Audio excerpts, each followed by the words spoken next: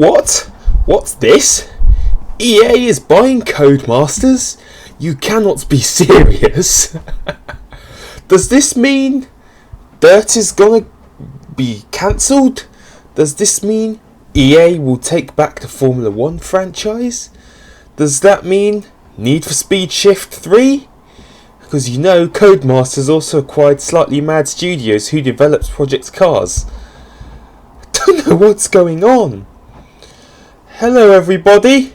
Today I'm going to be talking about EA, the American developer, video games developer, who are behind EA Sports FIFA and also Need for Speed, acquiring Codemasters of the UK, who are behind the Dirt franchise, Formula 1, Grid, and now Project Cars, because they acquired Slightly Mad Studios. Now I'm going to talk to you why this could be a good move, or this could be a bad move.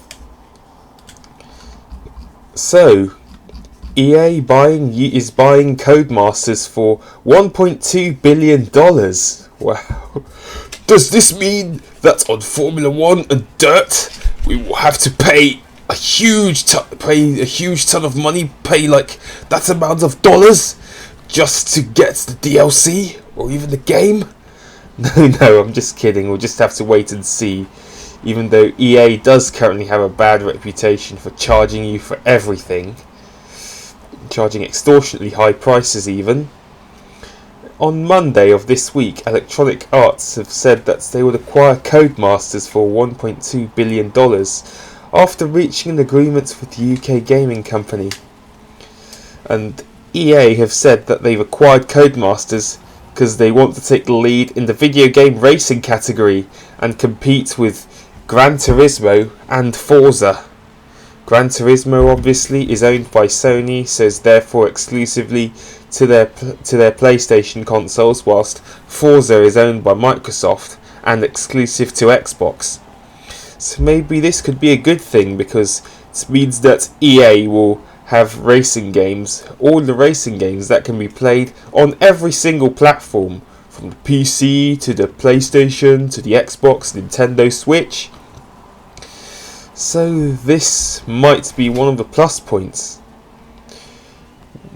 Electronic Arts say, we believe there is a deeply compelling opportunity in bringing together Codemasters and Electronic Arts to create amazing and innovative new racing games for fans.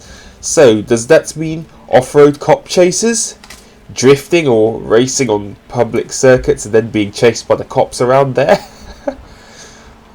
I'm looking forward to these innovative ideas if they do come true. EA and Codemasters, please bring a game with those features out. Yeah, this is the wise words of EA CEO Andrew Wilson. He also says that the racing games industry is growing, so is the particular category, and together they will be positioned to lead in a new era of racing entertainment. Yes, EA are very good at game analytics, technology, art and motion capture. They have very good marketing for their games, like they would usually have a really big event to promote their Need for Speed games. It's obviously because of how this year's been, they cannot do such a thing unless it's virtually. They are good at publishing, and they have a lot of game development expertise, as they have been developing games since the 1980s. Or it could be the 1990s. Please tell me in the comments. And they will be able to apply these to the Codemasters games, which will be a win for both companies. And also it means EA's subscription service, EA Play. And the good news is that you can get EA Play as part of Xbox Game Pass Ultimate, which I do have. And another plus point, there we go. EA's subscription service, which is EA Play, will also be gaining the Codemasters games like Dirt 5, Formula 1 2020. And EA say that their acquisition of Codemasters is expected to close out in the first 3 months of 2021, so it could be by March or even April when it's fully decided.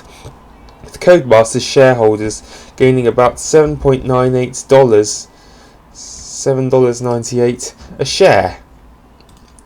So this is looking very interesting. However, I do have a bit of a disadvantage. Like I say, EA may make you pay for... Oh, I'm just being sarcastic. But they could make you pay for extras in Codemasters games and charge you even more than Codemasters do. But yeah, I just can't wait and see how the EA Codemasters merger will work, because it will give EA further control over a huge chunk of the racing game markets, like we say. And another reason why EA have developed Codemasters, this is one obvious reason, is because they wanted to bring in more UK talent. Because if you already know, after they decided to restructure Black Box in 2012 and then close it down in 2013, RIP Need for Speed World, RIP Golden Age NFS Games, which means that the last ever game Black Box developed was Need for Speed The Run, which I'm not really a fan of. It meant that Criterion took over the whole Need for Speed franchise, because they had developed Hot Pursuit 2010, which a lot of us like, including myself, but then there are some who are not too keen on it. It was a very good racing game, but then their next one after that was the 2012 remake of Need for Speed Most Wanted, which was absolutely awful. Awful. It did not live up to the good name that's the much better original from 2005 had. I can tell you that. Though there are some bits I like about the 2012 one, and I do like that game, but I just don't think it's as good. This is just my personal opinion. Then after Need for Speed Most Wanted 2012 was developed, Criterion began to scale themselves back, and so Electronic Arts founded a new studio called EA Ghost in Sweden, which later became Ghost Games, and they took over the Need for Speed franchise from Rivals onwards. Rivals was okay, but the cops were just way too overpowered. Then there was Need for Speed 2015, which was like a reboot of the Underground series. It was okay, but still not brilliant. Then there was Need for Speed Payback, and I was like, yes, finally, a great Need for Speed game, but unfortunately there weren't any free roam cops. Thankfully a later update rectified that, and now there's Need for Speed Heat. Brilliant. And whilst Criterion were scaling back, EA also founded the UK division of Ghost Games called Ghost Games UK, which were based in the same period and had some British talent over from Criterion. But then, at the start of this year, EA decided to wind down Ghost Games and hand the control of the Need for Speed franchise back to Criterion. So, I wasn't really impressed with Criterion's break to drift. That's carried on a bit in the Ghost games, but thankfully in Heat you can tune between drift and grip, so you can make your car more grippy like in the Black Box games. And when Criterion took back charge of the Need for Speed franchise, they decided we're going to give Need for Speed a rest, like they did in 2016 and 2018 and in 2014, but that was to launch a movie. And we're going to develop a game that's going to be released in 2021. Can't wait to see how Need for Speed 2021 will be like. It should build on the strengths of Heat and make it even better. If you haven't already seen my video about Need for Speed 2021 whilst I was playing through the 2015 edition, I've put the link down in the description below. So, Need for Speed 2021, it's obviously going to feature cops and street racing, and hopefully it mostly gets rid of that break to drift, because I do not like that at all. It needs to be stopped. So,